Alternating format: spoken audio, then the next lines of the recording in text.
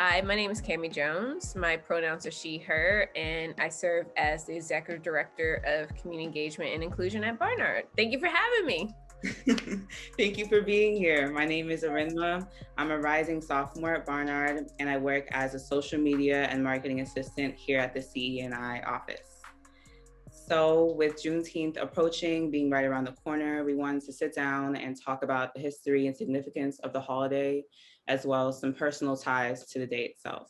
So, Cami, I was wondering if you could start off by talking about what Juneteenth actually is for those who may not know. Yes, so I'm really lucky in that I grew up in Texas, specifically Dallas, Texas. The neighborhood that I grew up in is Oak Cliff, and I'll talk about that a little bit later. But there's a connection to all of this because Juneteenth basically began through a proclamation on June 19th, actually 1865. General Granger and approximately about 2,000 Union soldiers. They arrived in Galveston, Texas to enforce a proclamation freeing those who were enslaved. The key thing about this is that this was 2.5 years later after the Civil War, and Texas individuals that were enslaved were still not free. So Texas enslaved people were the last to know, and the reading of this order prompted widespread celebrations and led to this holiday, which is so important to many African Americans, but especially African Americans in Texas. And in regards to the celebration piece, you hear the June and the 19th. It definitely became popular throughout the US after the civil rights movement, I would say, in a lot of ways. This holiday is 156-year old. Is viewed as an opportunity to honor the struggles of those who were enslaved, but also celebrating, I would say, the rich history in the culture and the achievements of the African American community. So, in a lot of ways, it's transitioned to this moment of celebration and liberation. And that's really important for us in the African American community at this time. Definitely. And I know something that we've touched on in the past is even though this holiday has such a long and rich history, it's Yeah. only been widely known and celebrated in the past few years. But Yeah. it's my understanding that you've been celebrating for a long time. Yeah. So I'm wondering if you could speak to when you first learned about the holiday. Yeah, it's so interesting because when I think about it, it was never like a moment. I just know I was young and elementary, and there really wasn't like this, hey, today is Juneteenth. It kind of just was. It was a part of the fabric in my family. For a while when I was younger, I just realized a certain time of June, not July 4th, my family would have many traditions, and that was really exciting about us, between my parents and my grandparents, from the food to the movies and the music and all these things and barbecuing. That was a part of the celebration. I think as I got older, that was when I started to inquire about this with my family members in regards to why do we celebrate Juneteenth and what it's about. One thing I loved about Juneteenth, and my mom was really insistent on this, was about the movies. The movies was very key for us to be educated because during my time, as I would say, the vintage era of growing up in the 90s, we had movies to watch. We did not have Instagram or TikTok or anything like that. We definitely had a lot of movies that would come on locally, whether it was the different versions of MLK. There was a bunch of versions during the 90s that came out. There was Malcolm X. I remember watching Miss Jane Pittman with the late, great Cicely Tyson, Alex Haley and Roots. I also remember Queen, which also was with Alex Haley. And it was just all these different movies, and also Rosewood, which actually focused on a racially motivated massacre of Black people and the destruction of a Black town, not in Tulsa, but actually a town in Florida. So, I grew up watching all these movies, and it was definitely around Juneteenth. My mom would really roll out this information for my siblings and I to be aware of. And it was just really important for us to understand our history and our family, and to connect that with our future. And so I would say that was when I first learned about it. So it was a little bit of movies, my mom's traditions, my grandparents talking about it as well. Yeah, I mean, thank you so much for sharing, especially what you're talking about with tradition. I'm wondering about how much you've carried over, taken with you as you continue to celebrate the holiday as an adult. Yeah, as an adult, there's a lot of pride, I would say, with this holiday. There's a sense of belonging and just this deep meaning of my ancestors and my culture. And just to share some context with you, I grew up in a neighborhood called Oak Cliff. This was a predominantly Black community. It was a red line district. And after desegregation occurred and white flight happened, where whites migrated to North Dallas, it became this predominantly Black community. So my experience growing up in Dallas and in that neighborhood is that everything was Black.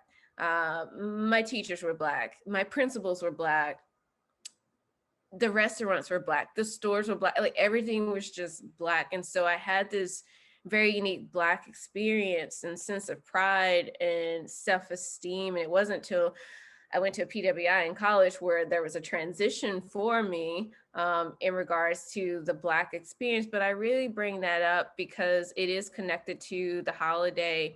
It's connected to my history, especially when I think about my paternal grandparents. My paternal grandparents were sharecroppers, actually. And for those who don't understand what sharecropping means, in a lot of ways, is another form of slavery post Civil War. And with sharecropping, it's basically a system where the landowner or the planter allows a tenant to use land in exchange for a share of the crop. Many Black families rented land, including individuals in my family from white owners. And my family, particularly, they raised cotton in Texas.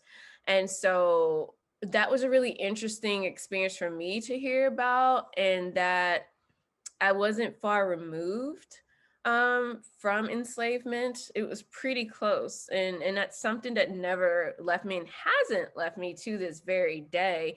I still hear the stories in my mind, especially my grandmother, who had a really difficult experience with picking cotton. And I hear those stories, but I also hear that moment of hope in regards to where the world was transitioning during her time. And so as I think about now, I see the impact of that in my family lineage. I see the impact of that in the Black community as well, with our background around access to jobs and economic investments. It's taken a long time for us. I think about generational wealth and the wealth gap as well. So this holiday, though, is celebratory and it's about liberation. It also reminds us of how far we need to go and how we need to continue to do the work for liberation, especially in the Black community at this time. And also, as for now, I still have this warm regard, I would say, and love and respect for this holiday, especially as we have seen the recent uprisings with BLM. And it's interesting to see the expansion and knowledge of this holiday right now. As I said, this was something that we celebrated in Texas, and it was really sacred to the Black community. And we know about the Great Migration, and we know that African Americans definitely moved north. And so I do have friends that kind of understood it a little bit. But it's interesting to see how its connection grew last summer when the uprisings were happening. And though I'm excited about people discussing this and or wanting to know about the history because this is American history, I also am concerned about what happens when movements become commercialized a little bit. I'm concerned about the loss of the true meaning of this holiday for my community. It's interesting to see my East Coast friends acknowledging this, but we have to also understand that this holiday doesn't wipe away racism. It doesn't wipe away the climate in our country right now and that systemic racism and white supremacy. It doesn't wipe those things. So yes, acknowledging the holiday is really important, but we have to do the work to change the narrative, to create healthy communities that are safe. And so we're not in this vicious cycle of always trying to survive. Like, we want to thrive, and that's policy change that needs to happen. And we're definitely seeing a shift in some ways, but there's a lot more work to do. Yes, and I really want to echo your point about striking a balance between celebration and using our culture to speak to its history, but also understanding that there's a lot of pain behind these dates Yeah. that we celebrate and these dates that we continue to reference, and kind of striking a balance with that where we don't Mhm. water down significance and the histories Yeah. of the holiday, but still, want to have fun and keep these Yeah. traditions going that we've spoken so much about. Um, Yeah. Yeah. Yeah. which is why I really would love to hear more about some memories that you have with the holiday. Oh gosh. I'm trying to think back. Like there's so many things. Food is really important in our culture. Um, and growing up in Texas, I had a really interesting experience that was influenced because I was in Central. And so growing up in Dallas, barbecuing was really important. And so in Texas, my dad used a smoker. So this grilling East Coast stuff, we didn't do that. No offense. It's either you dug a ditch or you built your own smoker and you use wood and charcoal. And I remember my siblings and I, we would make fun of it, like, our dad is so serious about the traditions. And my grandfather made his own barbecue sauce. But as I began to learn the history of my family and how they had to make do with what they had, these recipes and traditions were passed on from generation to generation. And so cooking was another example of sharing love with your family, and it brought back your ancestors in that space and a feeling and sense of home. So food was really important in my family. So we barbecued. There was always going to be a 7-Up pound cake. That's very Texan, but love a 7-Up pound cake. And there's just something about breaking bread and fellowship, and that's something that we haven't been able to do during the pandemic. And I'm hoping that during this holidays people celebrate that they have that opportunity to sit down in communities and break bread. So that was one thing. Another thing was the music is very important in our community and in our culture and human interaction. So my dad was really big in music. I love music, as you would know. Personally, I'm always thinking about playlists for everything. But in regards to music, I definitely remember hearing like Maze with Frankie Beverly and Isley Brothers and Earth, Wind and Fire and Cameo, which, fun fact, I'm named after. So I always heard about these different groups, and the music was always going. And then you always had to have a hint of gospel played. So my mom had the tunes for that in the morning, but my dad took over after that. And then it was nothing but nonstop Earth, Wind and Fire, Isley Brothers, and the whole gang. So I would say those are my favorite memories, and just that human interaction and connectedness and family and community. Like all of that is what I love about Juneteenth, and what continues to be a part of my way of acknowledging and celebrating this holiday. So it's a really special time. That's beautiful. Just the idea of the holiday really being more so about being together and celebrating holidays with family in that way. But I'm curious on how you hope to see Juneteenth holiday celebrated and observed within Barnard, being in such a different space from how you learned about the holiday. Yeah. Yeah, it's really interesting. Being on the East Coast, as I said, I never heard anyone talk about Juneteenth till last year, if I'm being honest. I mean, I acknowledged it and I would bring it up. My friends like, Juneteenth, so I kept my own traditions. But in regards to ways to celebrate this holiday, I would say go into your communities. There are so many ways for you to attend events that are virtual or in person. And for the Barnard community, I would say make sure to check out our Juneteenth resource page that lists different modalities of learning and engagement with this holiday. There's festivals going on, there's a reading list. There's just so many ways to be engaged and also educated. But I would say that the celebration doesn't stop on Juneteenth. The acknowledgement and understanding of the history of slavery in our country shouldn't be placed in a box only on June 19th. And this is American history, as I said earlier. It needs to be discussed.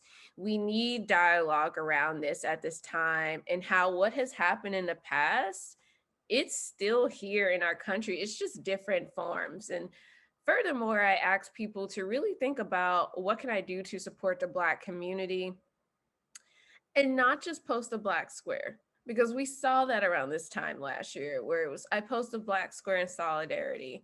But what are you actually doing to support the Black community? Are you supporting businesses? Are you joining in the protest and the fight? Where can you join the space? Not take space, but join and provide resources. And above all else, have a willing heart to hear and be a part of the change. So in a lot of ways, allyship is important as well. So those are some ways I think that one can celebrate. And I hope that can be seen within our community as well. Definitely. And with that in mind, I'm really excited to see how people engage with everything that's available with Juneteenth 2021. But you shared so much about the holiday and so much about your experience. I really appreciate it. So thank you so much. Do you have anything else that you would like to share? Yes, I would say, don't forget that this is a holiday of enjoyment and liberation. So read the list or the books and listen to the music playlist that people create, and also share this information with your family and friends and have a conversation about why we do not know about this holiday. When I say we, America, why do we not know about this holiday and how can we change that narrative on this but other pivotal moments of history that have impacted our nation. Black history is American history. I'll keep saying that. We actually just came off of the Tulsa massacre anniversary, and I connected with this because there are so many instances of things that have happened to African Americans historically that people don't know. So I feel that this is a really important opportunity for us to engage in this conversation more than ever, and also connected to current practices. Freedom and justice historically and now is delayed. And that's what I see from 1865 to now, especially for the Black community, it is delayed, just like the proclamation. I talked about sharecropping earlier, right? We are seeing those practices today in different ways, whether it's access to education, impact of mass incarceration, discriminatory housing policies, the lack of the economic investment that I shared with earlier, this divisive climate in the country. There's a lot of work to be done. So I would say don't stop or just start on June 19th, continue with the fight and know that it is a marathon and there's a lot of work to be done. And we need everyone to join us in these efforts to shift towards the liberation that the Black community deserves at this time. So that would be my final thought on that, as well as thanking you for giving me the opportunity to talk about my experiences with Juneteenth in Texas. Also, if you have time to binge watch something on Netflix, I would say watch High on the Hog. I haven't binged anything in a really long time, and I did. And it was such a fabulous show that talks about African culture and food and its impact in the States. And episode 4 is a special episode because it goes to Texas and it talks about Juneteenth and the historical analysis of barbecue, because everyone likes to talk about barbecue in Texas and who has the best barbecue. So all these traditions are just really important to us. So don't forget to watch that. That's really important. I've heard great things, so Yeah. definitely, and I think that combined with so many other resources, with the readings and everything that we're sharing, you definitely have some homework to do when it comes to Juneteenth holiday. So thank you everybody for watching. Thank Cami so much for sharing your stories and your answers. And happy Juneteenth, everybody. Happy Juneteenth. Enjoy it.